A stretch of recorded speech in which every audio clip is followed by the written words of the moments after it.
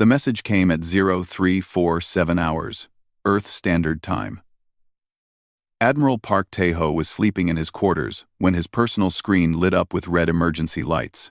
He opened his eyes and knew, even before reading the words, that something terrible had happened. Meridian 7 was gone. He sat up slowly, his old bones aching from years of service. The words on the screen burned into his mind. Colony destroyed. No survivors. Voreth Collective claims responsibility. 40,000 dead. Tae-ho read the number again. 40,000. Men, women, and children. Farmers, teachers, doctors, and shopkeepers. People who had left Earth to build new lives among the stars. All of them turned to ash in a single night. His hands began to shake. Not from fear, from something much darker. His daughter had been on Meridian 7. Mi-young had moved there 3 years ago with her husband and their little boy. She had sent Tae-ho pictures just last week. His grandson playing in the red grass fields, his daughter smiling under the twin suns. A happy family on a peaceful world. Now they were gone. Tae-ho stood up and walked to his window. Outside, the stars shone cold and distant. Somewhere out there, the Vorath were celebrating. They had destroyed a human colony and killed 40,000 innocent people. To them, it was just another conquest, just another weak species learning its place in the galaxy. They did not know what they had done. 3 hours later, Tae-ho stood before the United Earth Council. The room was filled with the most powerful people on the planet. Presidents, generals, and admirals. All of them wore expressions of shock and grief. Some had tears in their eyes, others had fists clenched in anger. The Vorath Collective has declared this an act of expansion, said Councilwoman Baek So-ra, her voice steady despite the pain in her eyes. They say Meridian 7 was in their territory. They say we had no right to be there. Meridian 7 was a neutral zone, growled General Kwon Do-hyun. We had treaties, agreements. They broke every single one. The Vorath do not care about treaties, said another council member. They think we are weak. They think we will do nothing. The room fell silent. Everyone knew the truth. For 200 years, humanity had hidden its true power. Earth had built ships of unimaginable strength, weapons that could crack planets like eggs. But they had kept them secret, locked away in hidden shipyards, waiting for a day that they hoped would never come. That day had arrived. What is our response? Asked Councilwoman Baek. Admiral Tae-ho stepped forward. His face was calm, but his eyes held something that made even the bravest generals look away. It was the look of a man who had lost everything, a man who had nothing left to fear. One ship, he said quietly. Send one ship. The council members exchanged confused glances. One ship? Repeated General Kwon. Admiral, the Vorath have thousands of warships. They control half the galaxy. One ship cannot. One ship will be enough, said Tae-ho. Send the Hangbok. A murmur ran through the room. The Hangbok. The name meant happiness in the old Korean language. But there was nothing happy about that ship. It was Earth's darkest secret, a vessel built for one purpose only. A purpose that humanity had prayed they would never need. You want to command it yourself, said Councilwoman Baek. It was not a question. My daughter was on Meridian 7, said Tae-ho. My grandson was 4 years old. He liked to chase butterflies in the garden. His voice cracked slightly, but he forced himself to continue. Yes, I will command the Hangbok, and I will show the Vorath what happens when you hurt our children. The council voted unanimously. The Hangbok would fly. 2 days later, Admiral Tae-ho stood on the bridge of his ship. The Hangbok was massive, stretching nearly 3 kilometers from bow to stern. Its hull was black as night, covered in strange patterns that seemed to absorb all light. No alien had ever seen a human warship. They thought Earth only had cargo vessels and small patrol craft. They had no idea what humanity was truly capable of. Captain Yuna stood beside him. She was young for her rank, barely 35. But she had earned her position through skill and bravery. Her dark hair was pulled back tight, and her eyes were focused on the stars ahead. "The crew is ready, Admiral," she said. "All stations report green. Weapons are charged and standing by." Taeho nodded slowly. "How many people do we have aboard?" 3,000, sir. The best Earth has to offer. 3,000 humans against the entire Vorath collective. The math seemed impossible. But the crew of the Hungbok knew something the Vorath did not. They knew what their ship could do. "Set course for the Vorath border," said Taeho. "Maximum speed." The Hungbok's engines roared to life. Space itself seemed to bend around the ship as it accelerated to speeds that alien scientists said were impossible. Within hours, they had crossed distances that should have taken weeks. News of their departure spread quickly through the galaxy.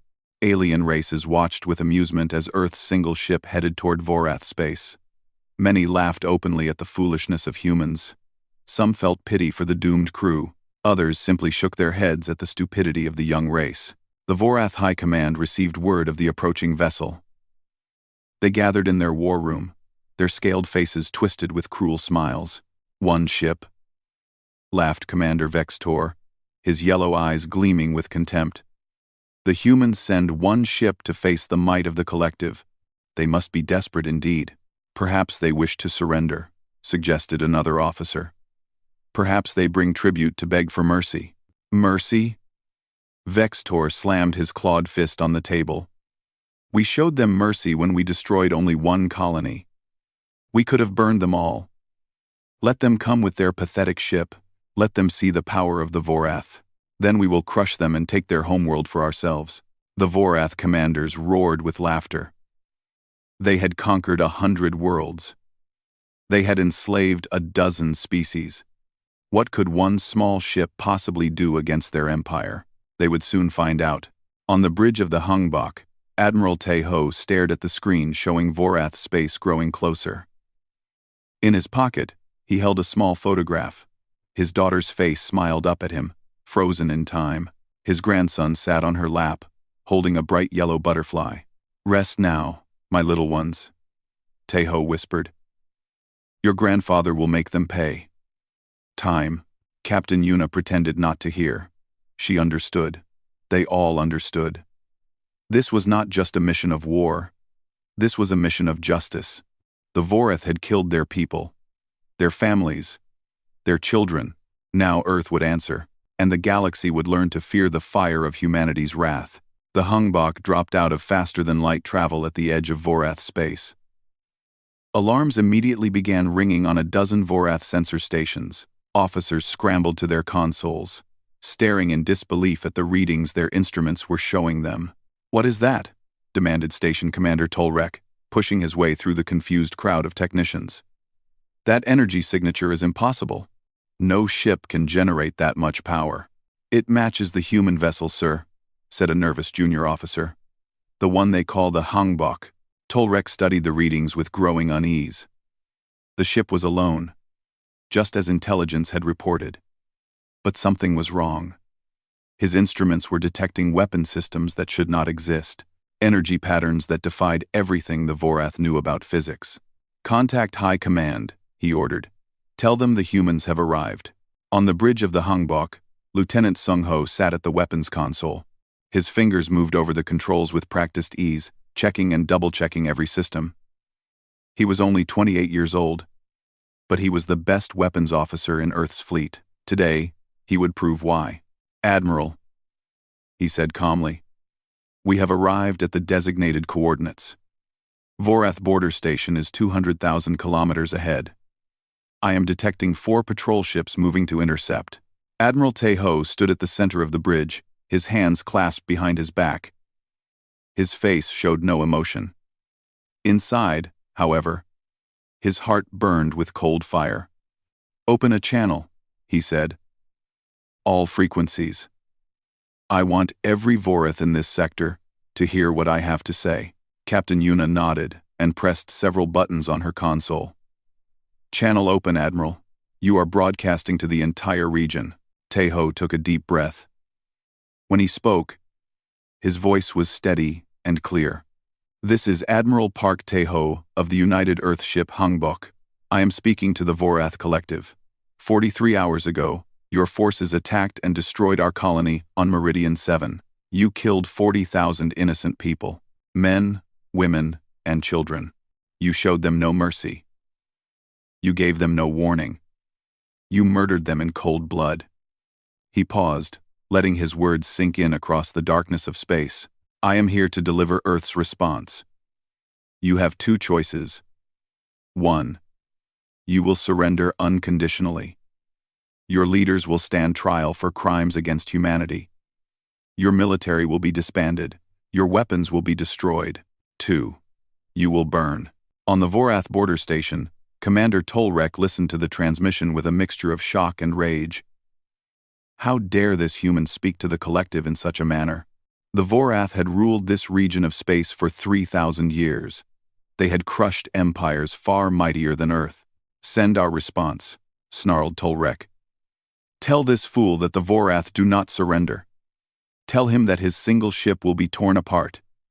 Tell him that after we destroy him, we will burn Earth itself to ashes. The message was sent. On the Hangbox bridge, Captain Yuna read the Vorath reply out loud. Her voice remained professional, but her eyes grew cold with each word. Admiral Tae-ho listened in silence. When Yuna finished, he nodded slowly. They have made their choice, he said quietly. Lieutenant Sung-ho, prepare primary weapon systems. Sung-ho's hands moved across his console. Deep within the Hangbok, machines that had never been used began to wake up. Power flowed through circuits built with technologies that no alien race had ever imagined. The ship hummed with energy that made the very fabric of space tremble. Primary weapons charging, Admiral, reported Sung-ho. Target: Vorath border station. Range: 200,000 kilometers. Firing solution locked. Fire, said Tae-ho. A beam of pure white light erupted from the Hangbok's bow. It crossed the distance to the border station in less than a heartbeat. The Vorath shields, the strongest in the galaxy, flickered for exactly 1.3 seconds before they failed completely. The station exploded. It did not explode like a normal structure hit by a weapon. It simply ceased to exist. One moment, there was a massive military station housing 5,000 Vorath warriors. The next moment, there was nothing but expanding gas and debris. The 4 patrol ships that had been moving to intercept the Hangbok stopped dead in space. Their crews stared at their sensors in absolute disbelief. The station was gone, vaporized in a single shot from a single human ship. Admiral, said Captain Yuna, the remaining Vorath vessels are hailing us. They appear to be requesting clarification. Clarification? Tae-ho almost smiled. Almost. They do not understand what they just witnessed. They cannot believe it is real. He walked to the main viewing screen and stared at the debris cloud that had once been a Vorath military installation. Open a channel to those ships, he ordered. The channel crackled to life. Confused, Vorath voices filled the bridge, all of them talking over each other in panic. This is Admiral Tae-ho, he said, cutting through the noise. What you have just witnessed was a demonstration. Your border station is gone. Your 5,000 soldiers are dead. This happened because your people killed our children. 40,000 innocent lives, taken without mercy, without reason, without honor. He let the silence stretch for a long moment. You have 1 hour to transmit my message to your high command. Tell them what happened here. Tell them that one human ship did this with 1 shot. Tell them that we have many more shots. And tell them that if they do not surrender, we will come for your worlds. Every military base, every shipyard, every fortress, we will burn them all. The Vorath patrol ships did not respond. They simply turned and fled at maximum speed, desperate to escape the terrifying vessel that had just destroyed their station. On the bridge, Lieutenant Sung-ho looked at his displays with a mix of pride and sadness. They are running, Admiral. All 4 ships heading deep into Vorath territory. Let them go, said Tae-ho. Let them spread the word. Let them tell their masters what they saw. Fear will be our ally now. Captain Yuna stepped closer to the Admiral. Sir, do you think they will surrender? After just one attack? Teho shook his head slowly. No. The Vorath are too proud, too arrogant. They will not believe that a single ship can threaten their empire. They will send their fleets against us. They will throw everything they have at the Hangbok, convinced that numbers will win, and when their fleets fail, then they will begin to understand. Teho turned away from the screen. Set course for the Vorath military world of Krath 7. That is where they build their warships. That is where we strike next. The Hangbok's engines roared as the ship accelerated deeper into enemy territory. Behind them, the debris of the destroyed station drifted silently through space. A grave marker for 5,000 Vorath who had served an empire that thought it could murder human children without consequences. Across the galaxy, word began to spread. Something strange was happening in Vorath space. A single human ship had appeared. A single shot had destroyed an entire station. The great and mighty Vorath collective was facing an enemy unlike anything they had ever seen. And this was only the beginning. Admiral Teho stood alone on the bridge, looking at the stars. In his mind, he saw his daughter's face, his grandson's smile, the yellow butterfly held in tiny hands. I am coming, he whispered to ghosts that could no longer hear him. I am coming, and fire will follow in my wake. The Vorath High Council gathered in their great chamber on the homeworld of Vex Prime. 12 of the most powerful beings in the collective sat around a massive stone table that had witnessed 3,000 years of conquest and victory. Today, for the first time in living memory, the mood was not one of triumph. Explain to me, growled Supreme Commander Daxtor, his massive clawed hands gripping the edge of the table, how one ship destroyed our border station. Intelligence Officer Malrek shifted uncomfortably in his seat. Supreme Commander, our surviving patrol vessels report that the human weapon appears to be some form of concentrated energy beam. It bypassed our shields completely. The station had no time to react.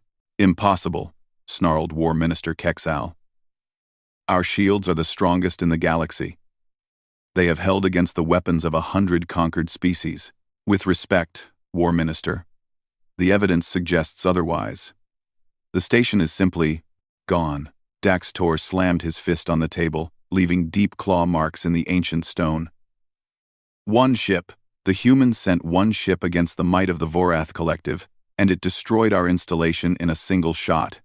Do you understand what this means? If word spreads to our subject worlds, if they learn that humans possess such weapons, they will think us weak, finished Admiral Torvan quietly. He was the oldest member of the council, with scales turned gray from centuries of service. They will begin to question our power. Some may even rebel. The chamber fell silent. Every council member understood the danger. The Vorath collective was built on fear. Their subject races obeyed because they believed the Vorath were unstoppable. If that belief crumbled, we must destroy this ship, declared Daxtor. Send the Third Fleet, 500 warships. Let the humans see what true military power looks like. As the Vorath Council made their plans, the Hangbok continued its journey through enemy space. Commander Hana sat at the tactical station, monitoring the sensors with focused attention. She was 32 years old, born on the colony world of New Sol. Her parents had been simple farmers who had wanted nothing more than peace. The Vorath had taken that peace from countless families. Today, Hana would help take something back. Admiral, she reported. Long-range sensors detect a large fleet assembling near our current trajectory. Approximately 500 vessels. They appear to be moving to intercept. Admiral Teho nodded calmly. The Vorath response. They think numbers will save them. Captain Yuna studied the tactical display. 500 ships is a significant force, sir. Even for the Hangbok. Significant, yes, but not sufficient. Teho walked to the main viewer. Commander Hana, calculate optimal engagement patterns. Lieutenant Sung Ho, begin charging secondary weapon systems. We will give the Vorath a lesson they will never forget. The Hangbok altered course slightly, heading directly toward the approaching enemy fleet. On board the Vorath flagship, Admiral Correx watched the human vessel with growing unease. He had commanded fleets for over 200 years. He had won countless battles. But something about this situation felt wrong. "The human ship is not retreating," observed his second officer. "They are coming straight at us." "Arrogance," said Correx, though his voice lacked conviction. "They destroyed one station and think they can challenge a proper fleet. They will learn their mistake, Admiral. Our scouts report strange energy readings from the human vessel. The patterns do not match anything in our database." Quote, Correx dismissed the concern with a wave of his clawed hand. "It matters not. 500 ships against one. Mathematics does not lie. All vessels, advance to attack formation. We end this now." The Vorath fleet surged forward, a tide of warships bristling with weapons. From a distance, it looked like a swarm of angry insects closing in on a single, motionless target. The Hangbok waited in silence, its black hull absorbing the light of distant stars. "Enemy fleet entering optimal engagement range in 30 seconds, reported Commander Hana. Admiral Teho stood perfectly still. "All hands, brace for combat operations." Lieutenant Sung Ho. "Status of secondary weapons? Fully charged and ready, Admiral. Targeting solutions calculated for all 500 enemy vessels." On the bridge, no one spoke. The tension was thick enough to cut with a knife. 3,000 human souls against 500 warships. The odds seemed impossible, but the crew of the Hangbok knew something the Vorath did not. "Fire," said Teho. The Hangbok came alive. Beams of white light erupted from ports along the ship's hull, each one perfectly aimed at a different target. The weapons fired in waves, each wave lasting less than 2 seconds. In those 2 seconds, dozens of Vorath ships simply vanished. Admiral Correx watched in horror as his fleet began to disappear.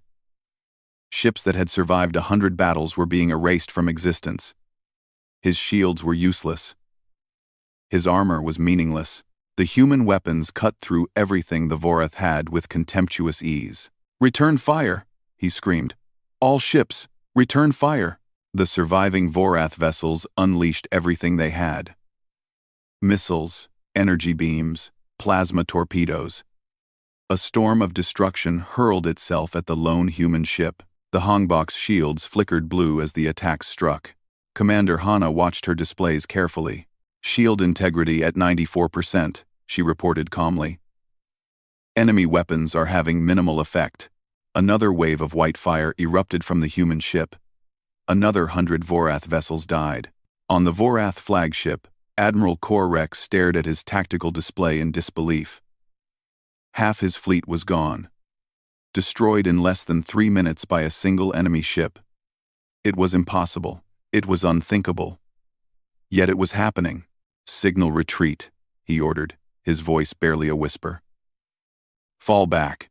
The surviving Vorath vessels turned and fled. The Hangbok did not pursue.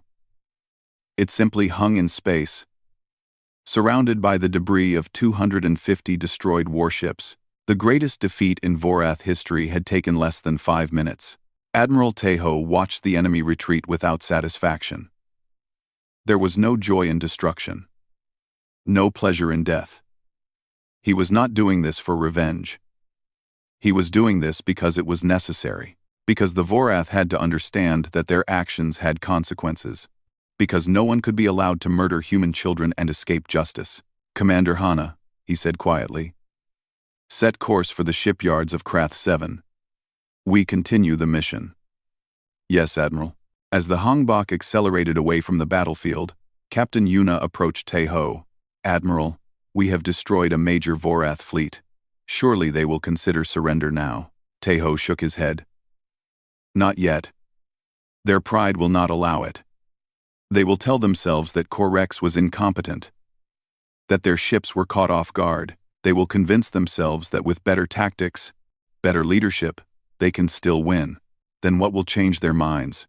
Teho's eyes grew distant. "We must take something they cannot replace. We must show them that their entire military is powerless against us.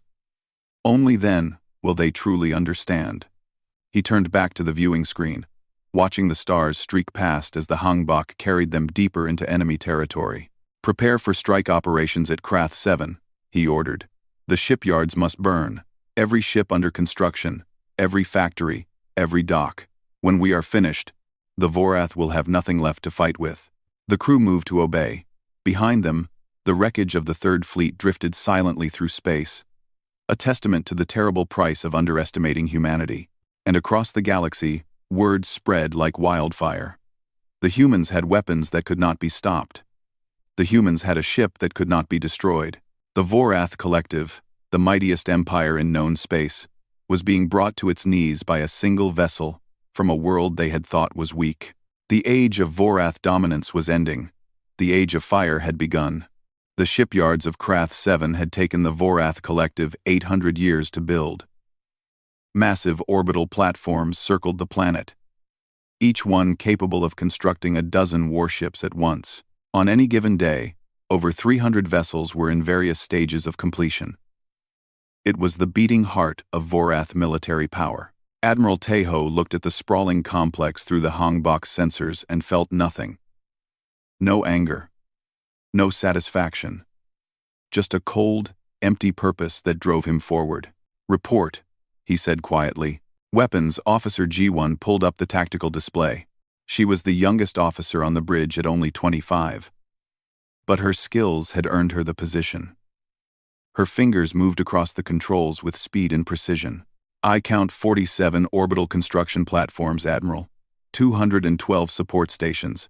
Approximately 300 ships currently docked or under construction. Planetary defense grid is active but appears to be standard Vorath design. Standard, repeated Captain Yuna, meaning it will be as effective as everything else they have thrown at us. Essentially, yes. Admiral Teho studied the display for a long moment. The destruction he was about to cause would cripple the Vorath military for generations. Without these shipyards, they could not replace their losses. Without new ships, they could not maintain their empire. Worlds they had conquered would begin to break free. The entire collective might collapse. Part of him wondered if this was right. Part of him questioned whether so much destruction was justified, even after what the Vorath had done. Then he remembered his grandson's face. 4 years old, chasing butterflies in a garden that no longer existed. Lieutenant Sung Ho, he said, his voice steady. Target all military installations. Avoid civilian population centers on the planet's surface. We are here to destroy their war machine, not their people. Understood, Admiral. Targeting solutions locked, ready to fire on your command. A communication signal suddenly flashed on the bridge. Commander Hana looked up from her station. Admiral, we are receiving a transmission from the planet. It appears to be coming from the Vorath High Council themselves. On screen, the main viewer flickered, and the face of Supreme Commander Daxtor appeared. His scales were pale, his yellow eyes wide with something that might have been fear. Behind him, other members of the council could be seen, all of them looking equally shaken. Human Commander, said Daxtor, his voice strained. This is Supreme Commander Daxtor of the Vorath Collective. We demand that you cease your attack immediately. Teho did not respond. He simply waited. Daxtor's composure cracked slightly. You have made your point. You have destroyed our fleet. You have proven that your weapons are superior.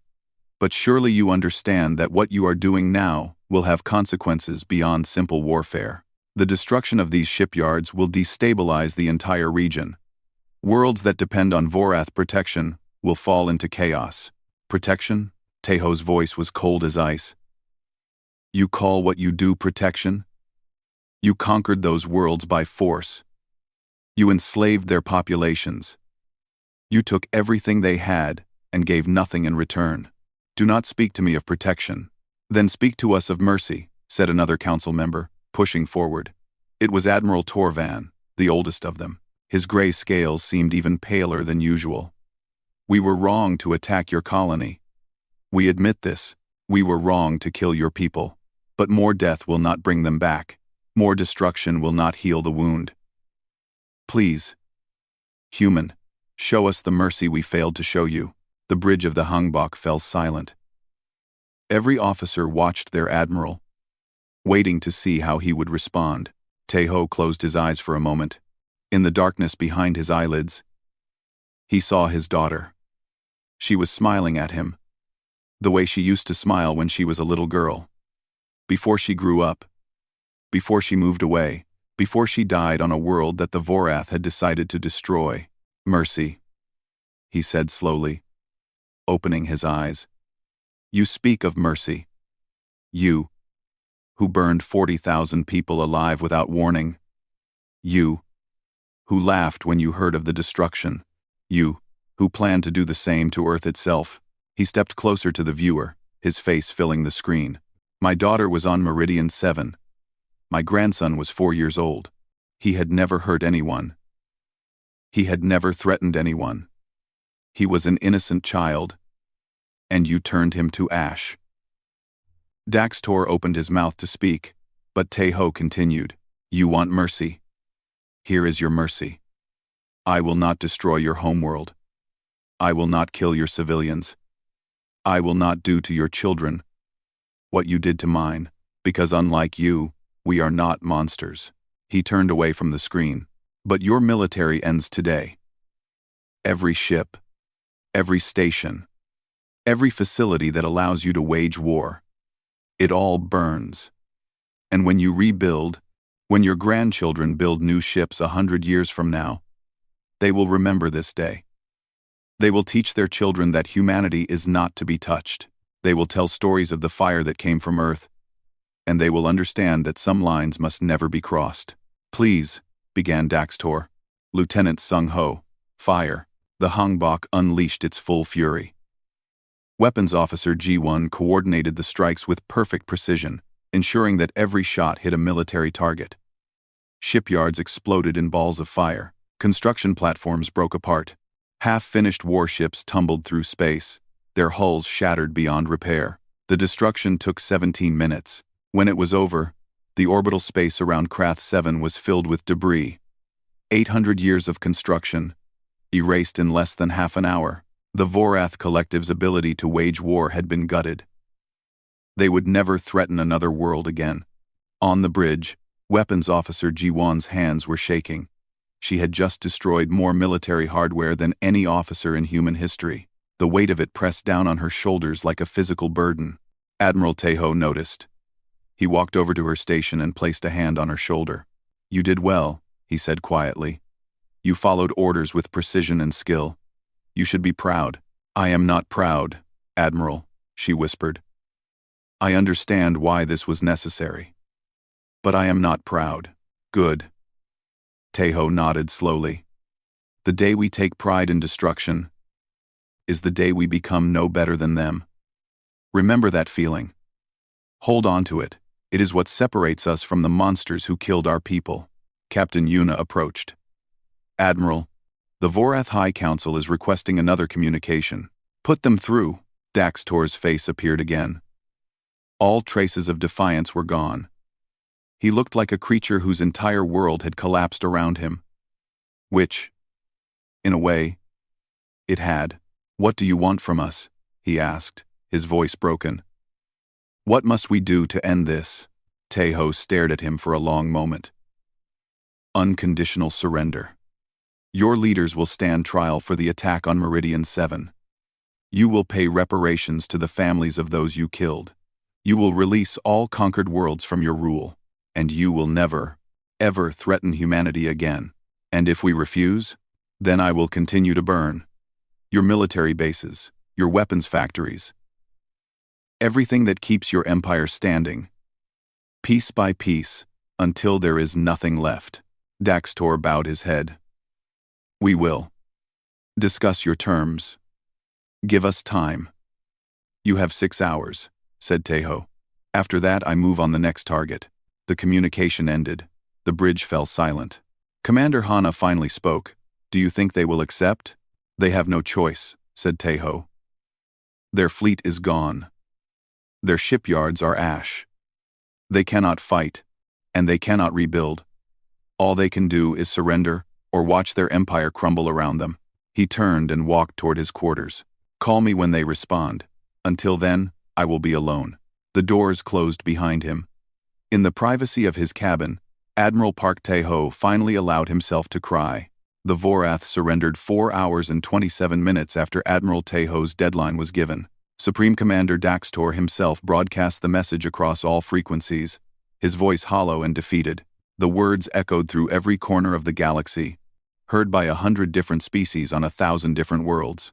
The mighty Vorath collective had fallen to a single ship. On the bridge of the Hangbok, the crew listened to the surrender announcement in silence. There were no cheers, no celebrations.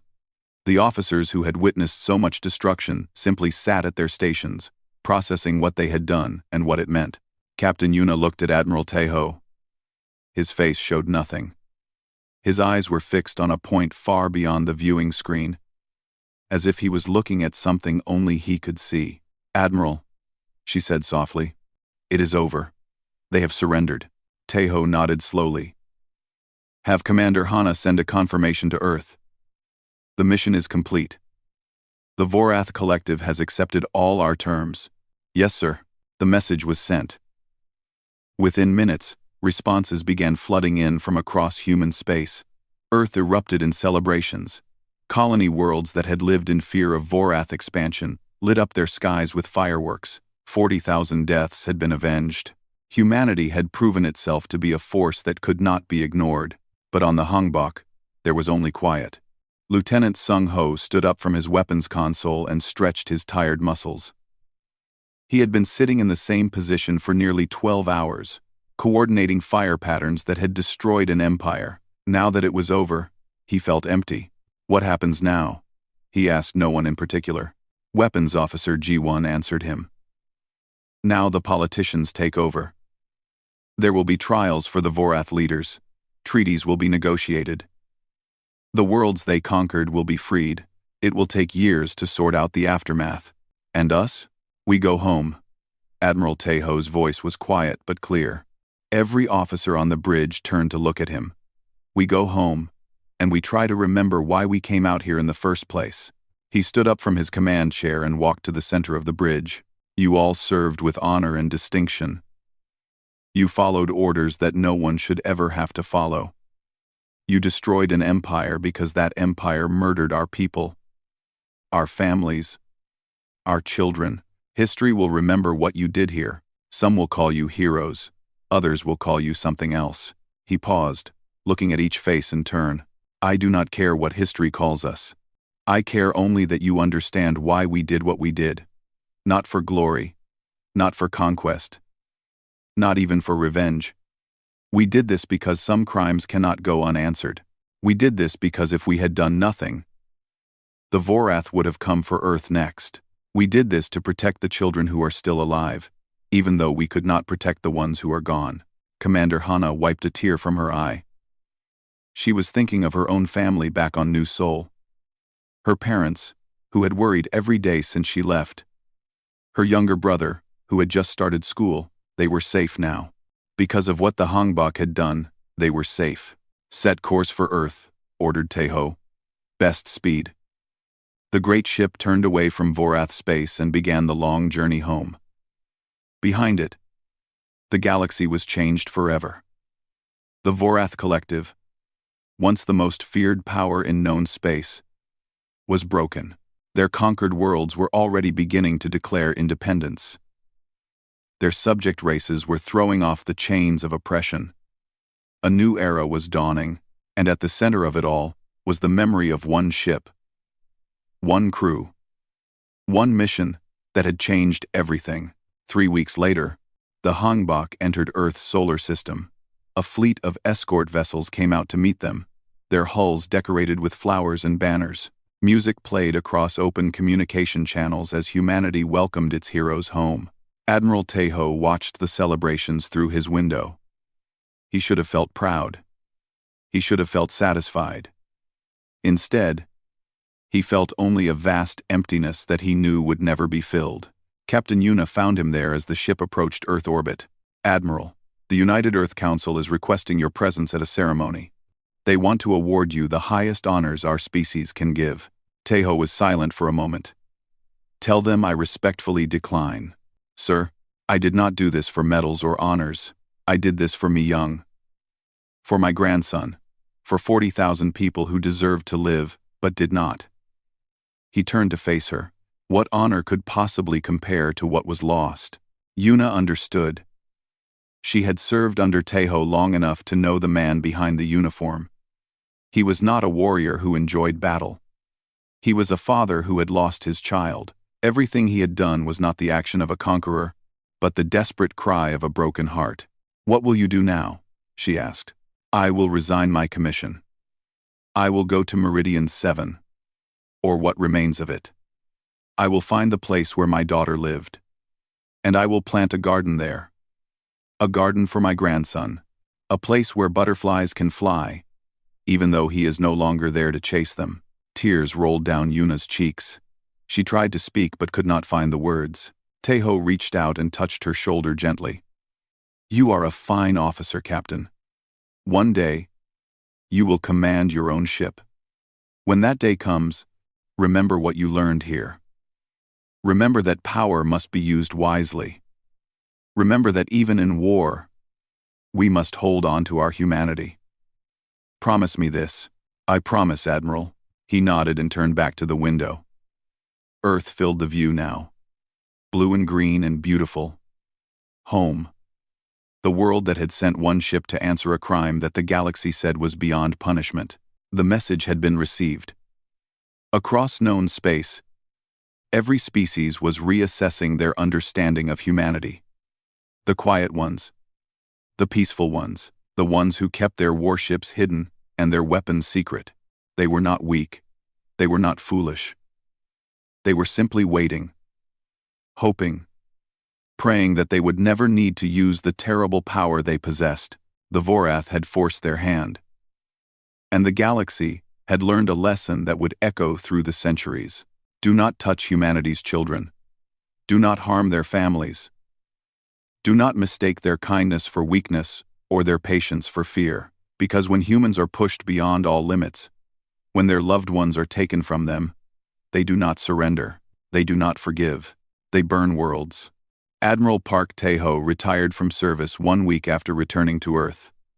He declined all interviews, all ceremonies, all attempts to make him a symbol of human strength. He simply disappeared, traveling to the ruins of Meridian 7 as he had promised. There, among the ashes of a world that had once been home to 40,000 souls, he planted a garden.